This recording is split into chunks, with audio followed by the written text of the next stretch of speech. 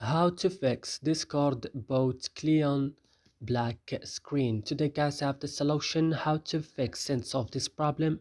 Just watch this video till the end. So let's start. So first you have to go and open the settings of your phone. After this you have to go now directly to apps or applications.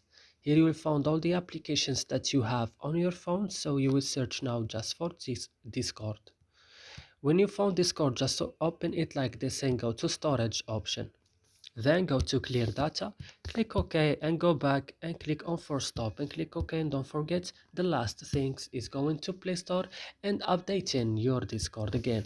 And that's it. I hope this video is helpful for you. Do not forget to like, also subscribing in our channel. See you in another video.